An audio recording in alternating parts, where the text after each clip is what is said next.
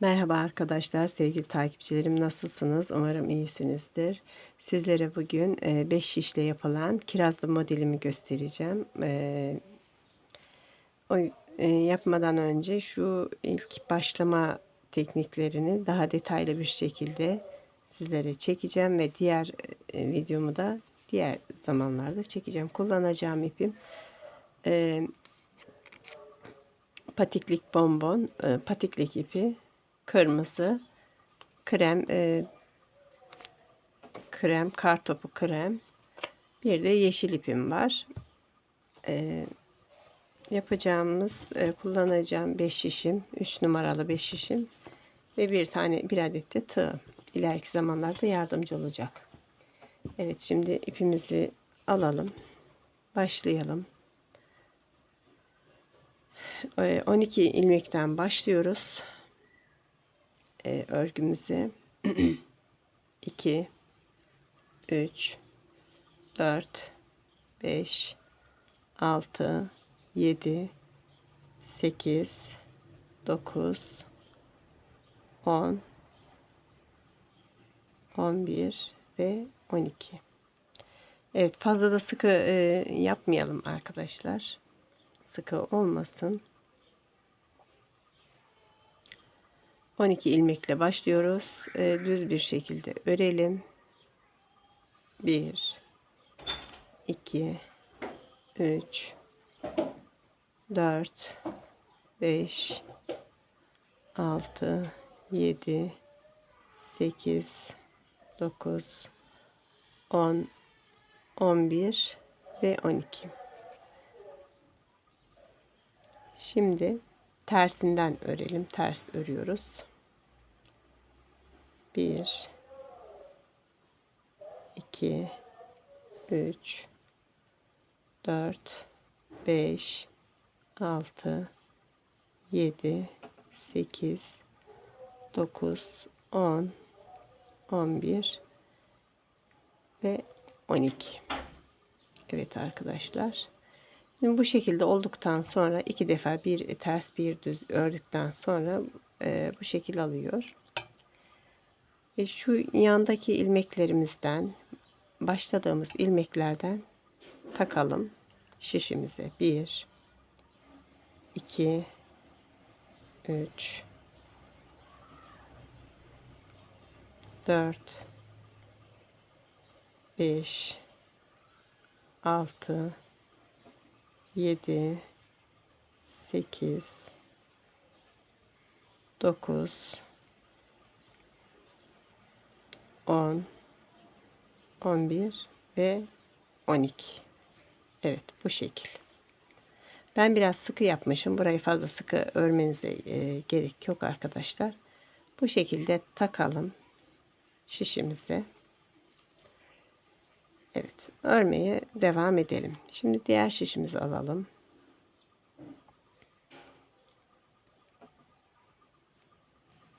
1, 2, ipim çatallaştı. 3, 4,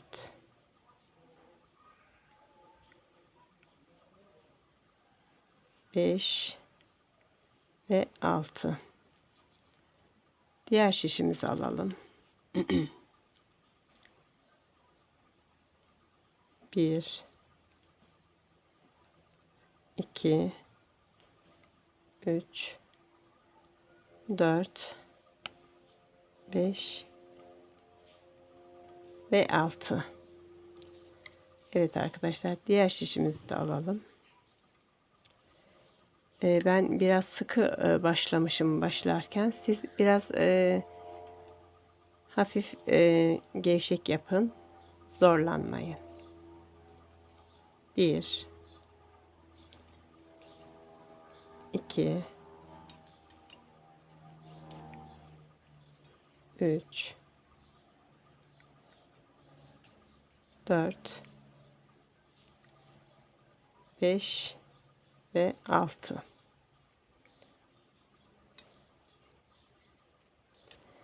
Diğer şişimize geçelim.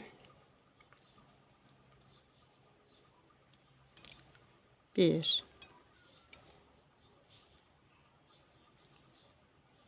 2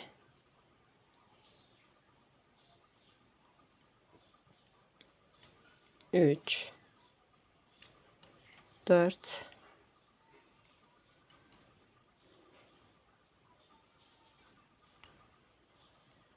5 ve 6. Evet.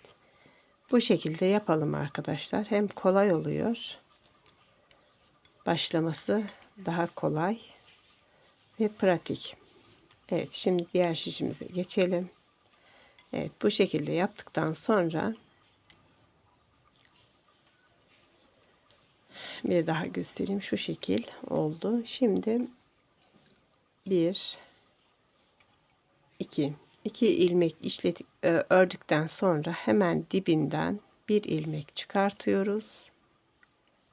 Ekliyoruz. Çoğaltma işlemimizi yaptık. Bu şekilde. Şimdi diğer şişime geçiyorum.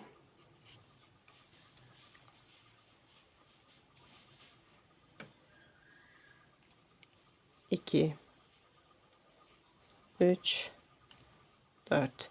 Evet, son 2 ilmeğimiz kaldıktan sonra şu hemen dibindeki ilmekten ilmek çıkartıyorum ve örüyorum. 5 6 7. Bu şekilde. Bu şekilde arkadaşlar. Şimdi hem burada hem burada, yani çoğaltacağız. Çoğaltmalarımızı hem burada hem burada yapacağız. Şimdi tekrar başlıyoruz. Bakın ilk ilmeğimizi ördüm. 1. İkinci ilmeğimi de ördüm.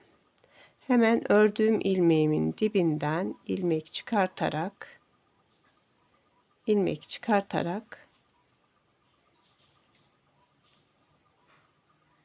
çoğaltıyorum. 4 5 6 7. Şimdi diğer ilmeğime geçiyorum. Şişime geçiyorum. Diğer şişimi de ördüm. 1 2 3 4 5 4 ilmek ördükten sonra ilmeğimin dibinden ilmek çıkartıyorum. Bakın bu şekil. 6 7. Evet, şimdi bu sıramızda çoğaltmadan öreceğim. 7 ilmeğimiz vardı. 2 3 4 5 6 7. Diğer şişime geçiyorum. Bu sıramızda çoğaltma yapmayacağız. Düz örelim. 7'şer ilmeğimiz var her şişimizde. 7'şer ilmeğimizde örelim. Bir sıramızda çoğaltma yapıyoruz. Bir sıramızda düz örüyoruz. Çoğaltma yapmadan örüyoruz.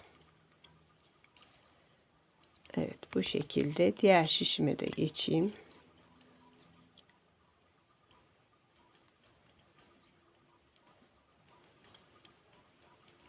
Evet, bu şişimizi de örelim. Bütün şişlerimizi ördük. Çoğaltma yapmadan şu şekil oldu. Bakın. Bu şekil oldu. Şimdi diğer şişimize geçelim. Evet, bir sıra çoğalttık. Bir sırasında düz ördük. Çoğaltmadan dolandık. Şimdi 3. sıramızda bakın. İlk ilmeğimizi örüyoruz. İkinci ilmeğimizi de örüyoruz. Hemen ikinci ilmeğimizin dibinden ilmek çıkartıyoruz. Bu şekil. Örüyoruz.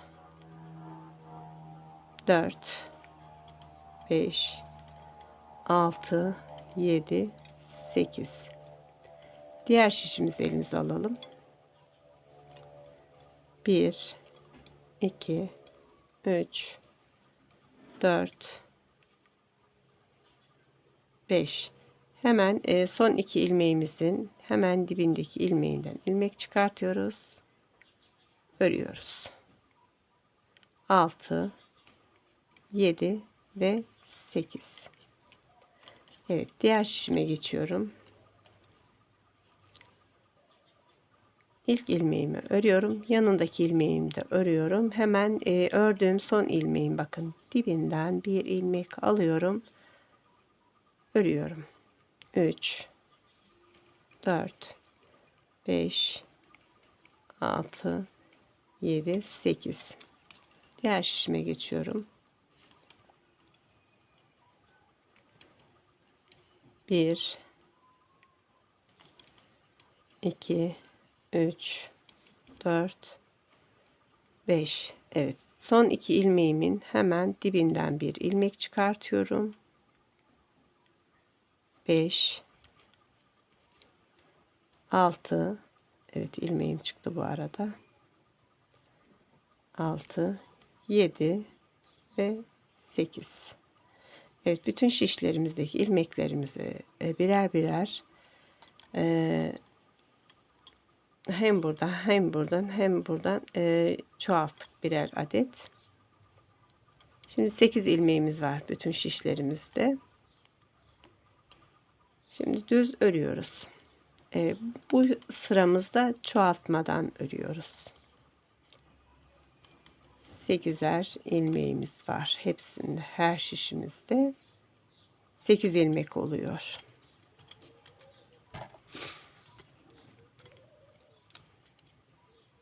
Her şişimizde 8 ilmek oluyor. Bu şekilde devam edelim. Detaylı bir şekilde anlatacağım bu başlamayı.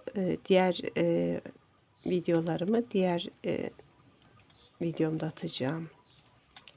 Patiğimin kalan kısmını diğer videomda atacağım. Çünkü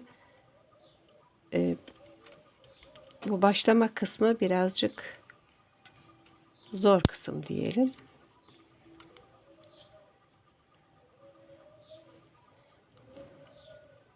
Sizler de daha iyi kavrayın diye bu kısmı ayrı atıyorum arkadaşlar. Sevgili takipçilerim.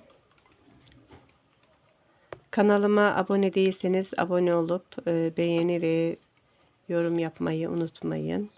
Bildirim zillerini açarak diğer videolarımdan da haberdar olabilirsiniz. Evet arkadaşlar, şimdi diğer şişlerimi ördüm bir sıra. Şimdi yine çoğaltacağız. Tekrardan göstereyim. İlk ilmeğimizi takıyoruz, örüyoruz. İkinci ilmeğimizi de ördük. Hemen dibinden bir ilmek çıkartıyoruz. Çoğaltma işlemimizi bu kadar basit. Evet, bu şişimizi örelim.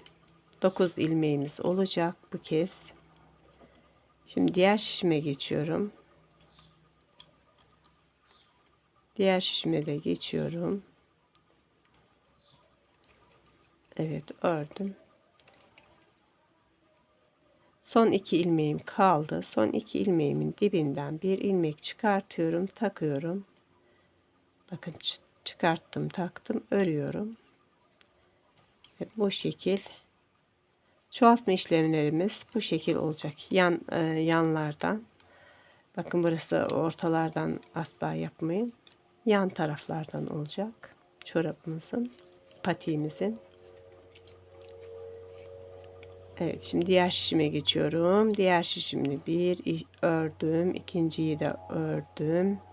Hemen dibinden bir ilmek çıkartıyorum. Örüyorum. 3, 4, 5, 6, 7, 8 ve 9. Evet, bütün şişlerimizde 9 ilmeğimiz olacak. Evet arkadaşlar, diğer şişime geçiyorum. Bakın burası orta olduğu için burayı dokunmuyoruz. Ördüm. İkinci ilmeğim 3, 4, 5, 6. Son 2 ilmeğim kaldı. Son 2 ilmeğimin dibinden ilmek çıkartıyorum. Örüyorum. Evet. 8 ve 9. Evet. Şimdi bütün şişlerimizi çoğalttık. Çoğaltma işlemini yaptık. Şimdi düz çoğaltmadan bu sıramızı çoğaltma yapmadan öreceğiz. Bütün şişlerimizde 9 ilmeğimiz var ve çoğaltmadan devam edelim. Bütün 4 şişimizi de bu şekilde örelim. Evet arkadaşlar, size detaylı bir şekilde çekim yapayım dedim. Hem daha kolay öğrenirsiniz. Hem topuğunu gösterip hem diğer modelini çekerken daha uzun bir video olduğu için sadece bu bölümünü çekip atmak istedim. İlginize teşekkür ederim. Şimdi evet, şimdi burada düz örüyoruz.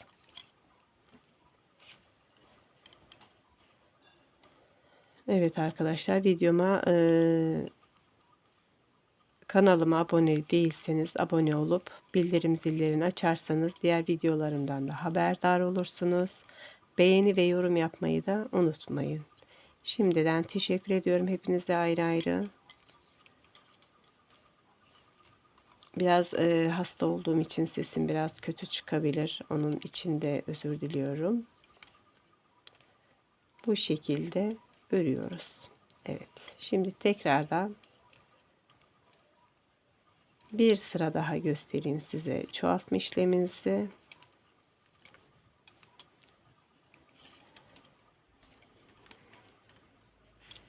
Evet arkadaşlar, bakın bu şekil aldı. Ördük. Bu şekil oldu. Bu şekil oldu. Devam edelim. 1, 2 ilmeğimizi ördük. Hemen dibinden bir ilmek çıkartıyoruz. İlmeğimizi çıkarttık, ördük. 10 ilmeğimiz olacak bu şişimizde. Diğer şişimize geçiyoruz.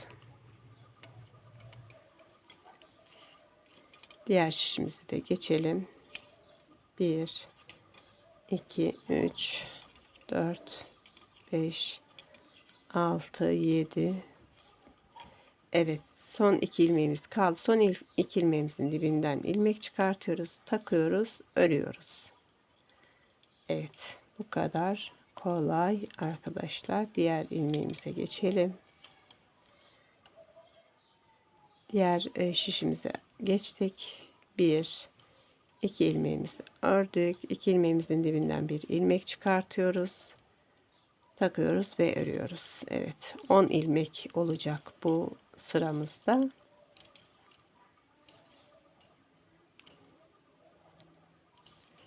Evet, son ilmeğimizi de ördük. Diğer şişimize geçelim. Diğer şişimizde de bu şekil örüyorum.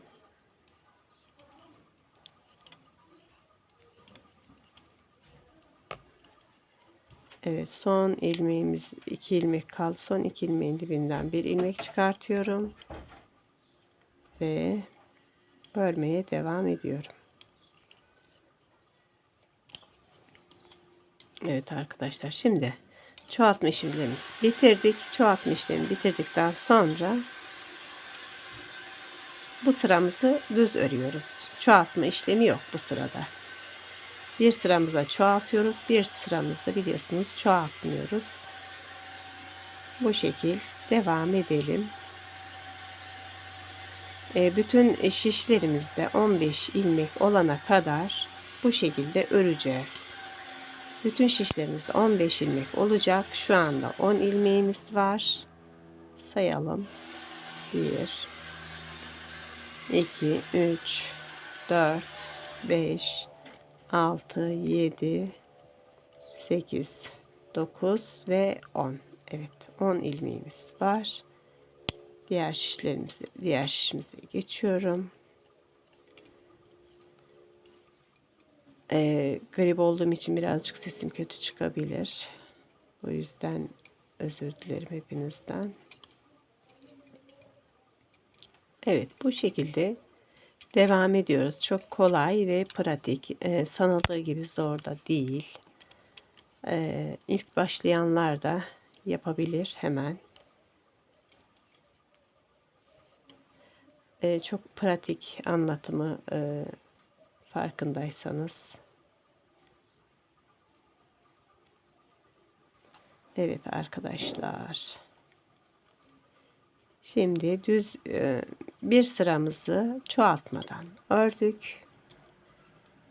İkinci diğer sıralarımız bitti. Evet, bu şekil oldu. Şişlerimizi ördük. Bu şekil oldu. Bakın. Kenarları düz bir şekilde örülüyor. Evet, şimdi diğer şişimize geçtik. Yine çoğaltma işlemimizi yapıyoruz. 1 2. İkinci ilmeğimizin hemen dibinden bir ilmek çıkartıyoruz, örüyoruz. Şimdi bu sırada 11 ilmeğimiz olacak. Diğer şişime geçiyorum.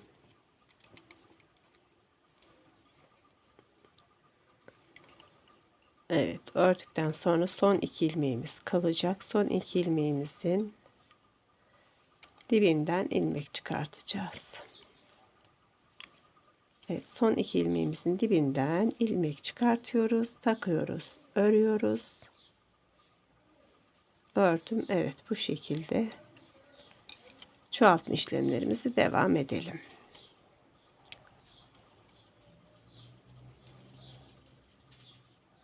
Bu şekil devam edelim. 11 ilmeğimiz var.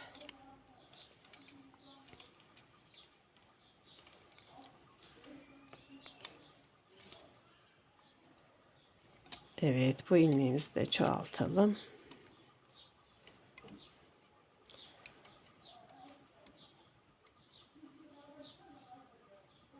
Şu ilmeğimiz çatallaştı. Onu bir düzeltelim. Tekrardan örelim. Evet.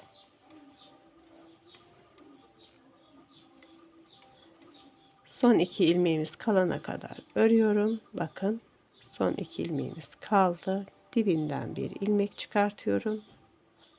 Takıyorum ve örüyorum. Evet arkadaşlar, bu şekilde örelim. Şimdi bu sıramızı yine düz bir şekilde örüyoruz. Evet arkadaşlar, şimdi 13 ilmek oldu. 13 ilmek yaptım.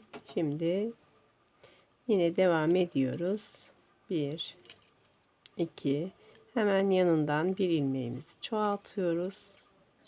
3 4 5 6 7 8 9 10 11 12 13.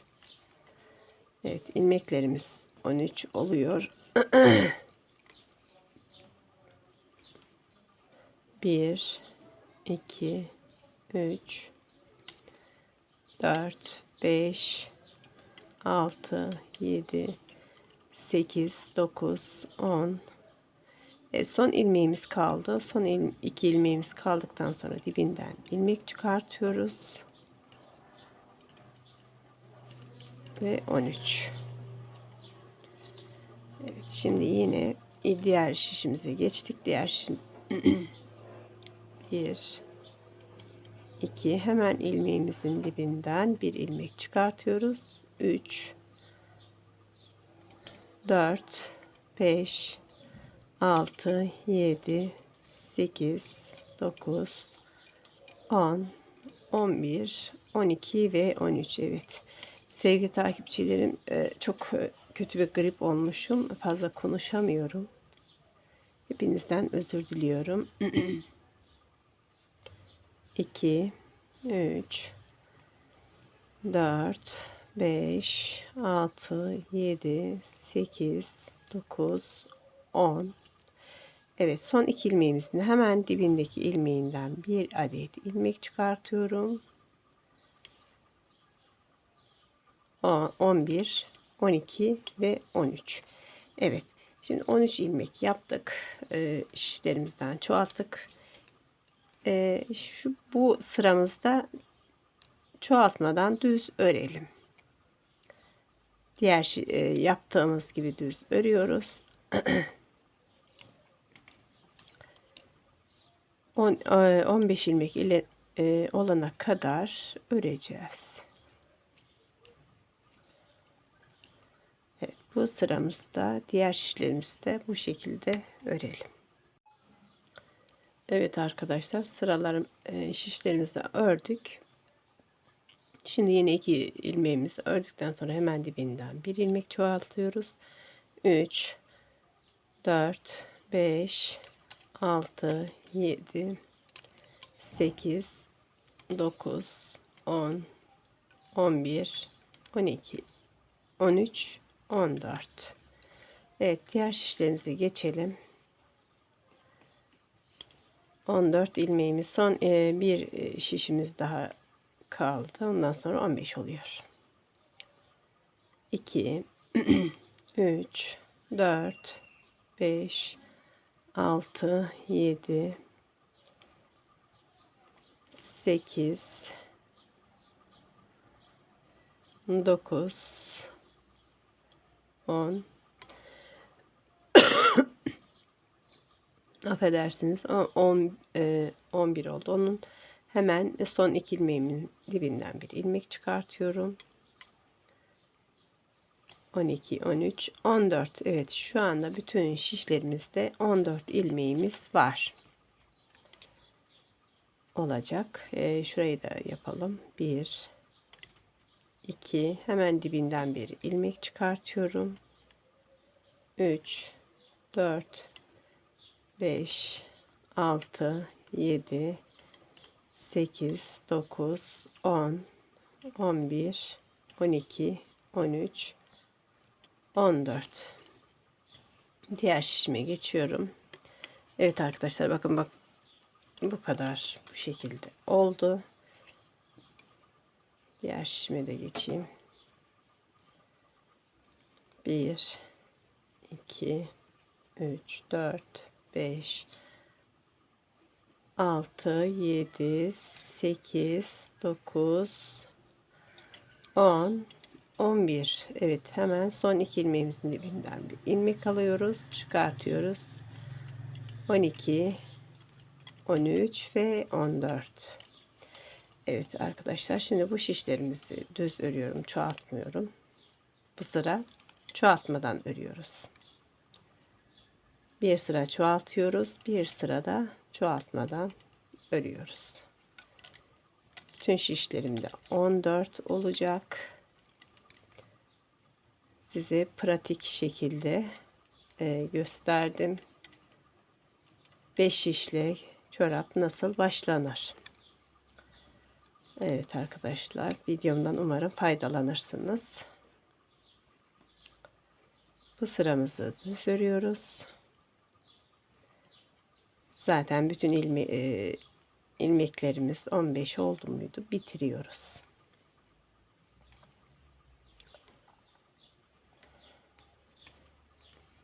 Detaylı bir şekilde çekeyim dedim bu videomu.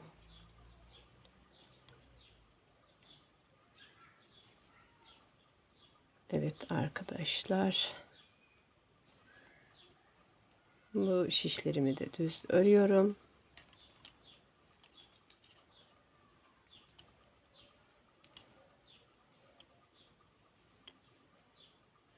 Ördüm. Diğer şişime geçiyorum.